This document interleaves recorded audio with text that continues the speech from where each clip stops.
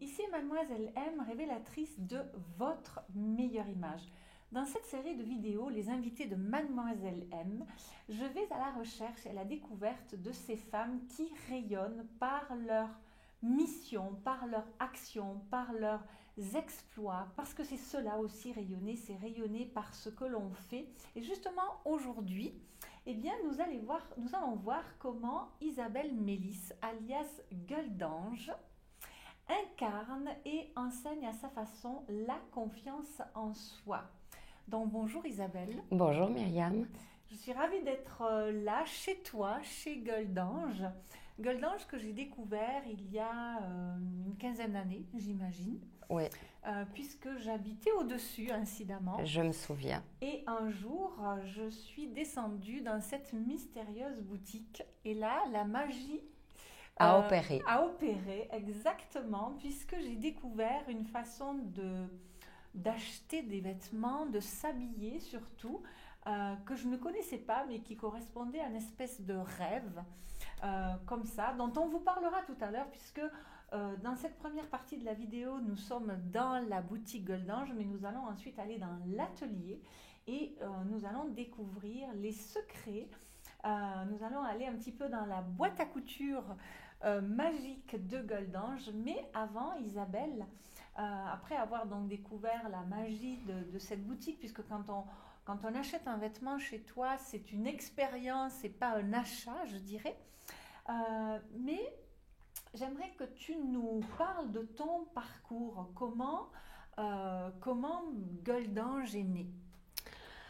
Alors, tout ce que j'ai entrepris était quelque chose qui touchait à l'instinct, à quelque chose de vraiment un feeling assez prononcé.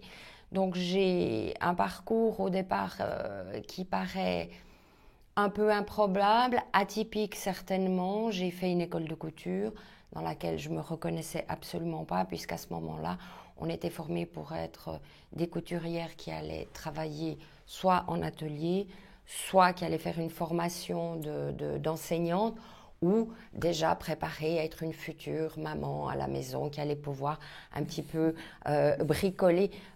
Tout ça sans mauvaise pensée, mais je me reconnaissais dans aucun de ces schémas.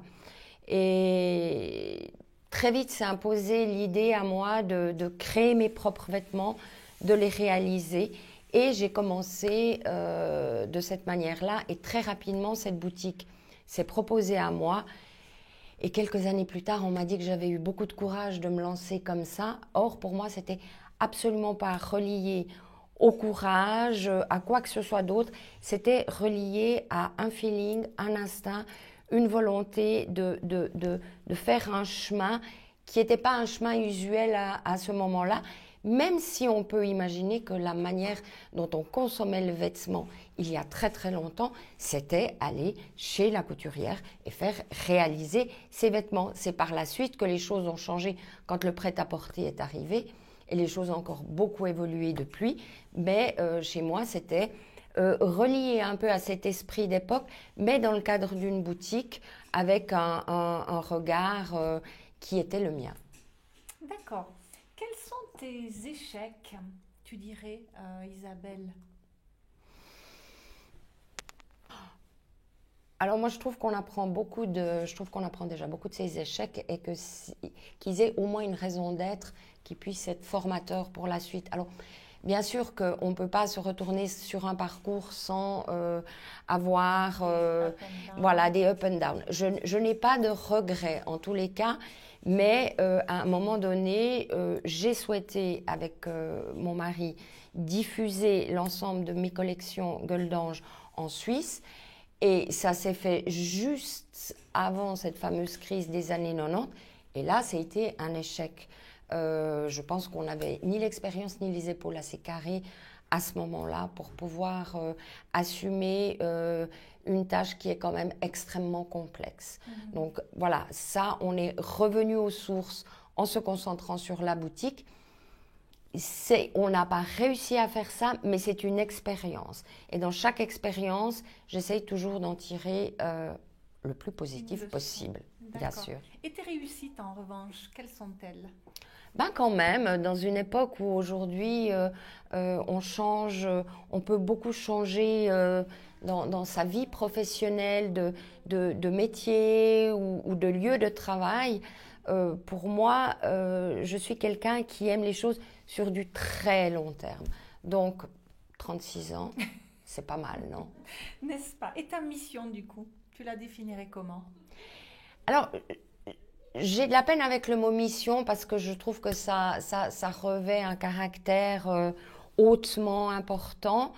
Moi, je dirais que mon objectif, c'est de créer des liens. C'est de créer des liens avec la forme d'un vêtement, avec le tissu, avec les femmes, avec les gens. Et pour reprendre ce terme que tu utilises, mission, c'est de faire en sorte que la femme soit toujours le centre et jamais la périphérie de mes créations. D'accord, magnifique. C'est quoi, selon toi, les trois piliers constitutifs de la confiance en soi? Alors, dans ce que je peux constater au quotidien, dans les remarques que les femmes peuvent faire, moi je crois qu'il faut, et c'est pas simple, je pense qu'il faut se dégager d'une certaine image que la société nous impose. Finalement, si on correspond à certains critères d'une extrême jeunesse, d'une silhouette parfaitement modelée, d'un visage sans rides, ce temps est très court pour celle qui a tout ça. Ce temps est très court dans la vie d'une femme. Donc, si on s'appuie sur ce pilier-là, c'est évident que c'est un pilier qui chancelle et qui va faire qu'on va chuter parce que on va plus être dans ces critères-là que moi je trouve extrêmement réducteurs. Donc déjà, sortir de ça, c'est une chose. Et puis, avoir plus de, vis-à-vis de soi-même, de faire preuve de plus de douceur. Je trouve que les femmes sont très dures vis-à-vis d'elles-mêmes, en général, toujours par rapport à ce premier schéma de l'idée de la beauté, du rayonnement. J'ai la chance de penser que le rayonnement ne vient pas seulement d'une taille parfaite, d'un âge entre 18 et 25, 30 ou je ne sais pas, mais que c'est plus quelque chose d'intérieur. Et je pense que l'intérieur qui s'exprime à travers une vision de la vie, à travers un vêtement, à travers un porté, peut, si on arrive à capter ça, donner de la confiance en soi-même. Et je trouve très intéressant, pas forcément facile, mais en tous les cas très intéressant, d'aborder chaque cap de la vie d'une femme, pas en le réfutant, pas en le refusant, mais essayer d'en saisir son essence et ce qui fait que c'est quelque chose de nouveau. Ça n'est plus ce que c'était avant, mais ça ne veut pas dire que c'est moins bien. C'est autrement. Magnifique. Mais c'est vrai. Magnifique, oui, oui. Tu voudrais rajouter quelque chose? Si tu devais peut-être donner une définition de la confiance en soi, tu dirais que c'est quoi selon toi? Selon ta définition à toi? Ça doit partir de soi, mais ça doit rayonner sur quelque chose dans le fond d'assez vaste. On doit se nourrir d'autres choses. On ne peut pas être que auto-centré sur soi. On doit percevoir la beauté autour de nous. On doit se relier à beaucoup de choses. Et je pense que quand on est capable de voir la beauté, quand on est capable de voir une belle énergie et de se connecter à ça, on en bénéficie et du coup, on en redonne aussi autour de nous. D'accord. Si tu devais donner, je sais pas, une espèce de plan d'action comme ça, ou quelques points pour démarrer aux personnes qui nous écoutent sur cette voie, sur ce cheminement, tu leur dirais quoi? Ben, je leur dirais à une femme, qu'est-ce que c'est la mode, qu'est-ce que c'est être à la mode, quelle est l'importance Pour moi, le vêtement, ça reste quelque chose de fondamental. C'est ce qui nous couvre, c'est ce qui nous permet d'être bien, c'est ce qui nous permet aussi des fois de jouer de certains styles. Il y a un côté ludique. Alors, c'est peut-être pas évident pour tout le monde de s'approprier ce côté ludique, mais je dirais être en accord avec soi-même me paraît fondamental, ne pas être déguisé. ne pas céder à certaines visions. Et je suis parfois surprise de voir quel est le point central, quel est le cœur des choses. Pour moi, le cœur des choses, ça passe par la personne, ça passe par le bien-être, ça passe par le confort. Je dis toujours et tout le temps à mes mariés, mais je le dis aussi à mes clients, il ne faut pas souffrir pour être belle. Pour moi, c'est des vieux archétypes un peu machistes, mais que les femmes reprennent à leur compte. Elles ont aussi leur responsabilité d'avoir cette vision-là. Et pour moi, il faut juste trouver une belle matière, une belle couleur. Et si on n'a pas la possibilité d'avoir les clés, eh bien, il y a des personnes pour ça qui peuvent vous aider. Myriam, dans son parcours et dans sa façon de faire, et moi, à ma manière, dans mon parcours et ma façon de faire. Super, Isa. Est-ce qu'il y a quelque chose d'autre que tu aimerais faire passer comme message? Oui, je pense que l'industrie de la mode est la deuxième industrie la plus polluante. Et je pense que chacun doit regarder, j'ai pas à dire aux gens ce qu'ils doivent faire, chacun fait les choses en son âme et conscience, mais je pense qu'on doit ajouter aujourd'hui de la conscience par rapport aux choix qu'on fait. Ça me semble fondamental. Mais on ne peut pas, on ne pourra pas continuer comme ça. Ah, je suis d'accord. J'invente rien, c'est pas moi qui le dis, je le répète, on ne peut pas continuer comme ça. Il y a une habitude qui a été prise, qui est cette espèce de frénésie, de changement. Oui. On a l'impression, c'est une espèce de quête du Graal, on a l'impression qu'on va trouver mieux, il faut de la nouveauté pour ressentir quelque chose. Alors, je partage ce point de vue d'avoir aussi des choses nouvelles et tout. Mais pourquoi pas investir dans des pièces de base qualitatives qu'on va pouvoir avec créativité resservir une autre saison avec une accessoirisation, mais un beau lainage pour un manteau me paraît fondamental plutôt que 5-6 manteaux bon marché, fashion, tendance et qui vont être datés quelques mois plus tard. Pour moi, je m'orienterai plus sur le style que sur la mode. Absolument. Et Isa, on va aller faire un petit tour dans ton atelier. Avec plaisir. On va voir comment tu travailles de l'autre côté du miroir, en quelque sorte. Tout à fait. Mais c'est vrai ce que tu dis. Moi, j'étais à Londres les 2 week-ends derniers. On est allé à Notting Hill et à Camden Town. Et je voyais tous ces vêtements, mais des centaines et des centaines de pièces qui venaient de Chine ou je ne sais où. Alors c'est vrai que de loin c'était sympa, c'était coloré, mais dès qu'on s'approche pour toucher la matière, des choses comme ça, et je me disais mais on n'est que dans un quartier de Londres qui est une des villes de la planète, et je me disais mais combien de ces vêtements sont fabriqués, jetés, consommés. Et là, je me disais, mais c'est incroyable. C'est incroyable. Et puis après, les gens n'ont plus forcément la connaissance d'une belle matière, de la qualité. Donc, vous devez quand même savoir que ces vêtements, certains de ces vêtements sont traités chimiquement pour qu'ils aient un beau tombé.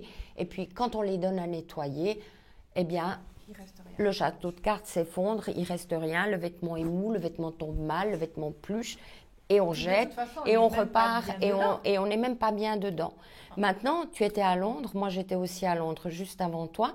Je me suis posé la question en entrant dans une boutique de luxe d'une grande marque internationale qui avait une lumière digne d'un ascenseur ou d'un garage, ou des lumières très blanches, très dures. Ah oui. Et j'ai posé la question au responsable, comment il faisait pour passer une journée là-dedans. Il m'a dit que c'était difficile, mais que c'était le look que la marque voulait donner. Donc, on a tous l'air d'avoir 10 ans de plus, d'être malade, ça nous fait des cernes, ça nous fatigue, c'est pas flatteur. La réflexion que je me suis faite, quelle est la priorité ? Oui. Le vêtement oui. ou l'humain ? l'environnement est plus important que l'humain et le vêtement. Et pour moi, je pars dans une démarche inverse, c'est l'humain et le vêtement. D'accord. Voilà une manière d'être bien. Tout à fait. Est-ce que tu aurais une ressource, enfin quelque chose que les gens pourraient lire, consulter, regarder pour les amener un petit peu dans cette façon de penser que tu as? Mais il y a une femme qui a écrit, une femme qui a écrit un livre que j'ai beaucoup aimé, qui parle du parcours de sa famille, qui a quitté l'Arménie et sa mère a quitté l'Arménie avec des photos de Vogue.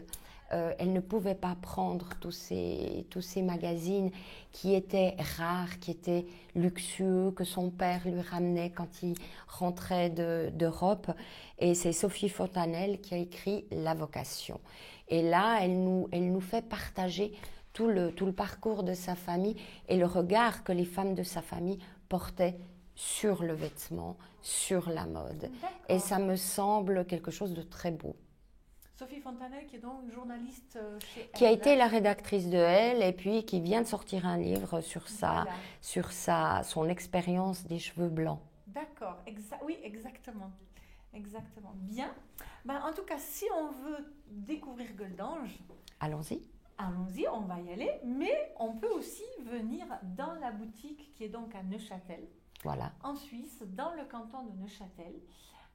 Et il y a un site internet également que l'on peut consulter. Alors oui, il y a le site de Goldange et puis j'ai évidemment aujourd'hui on a Facebook et on a Instagram, Goldange Création.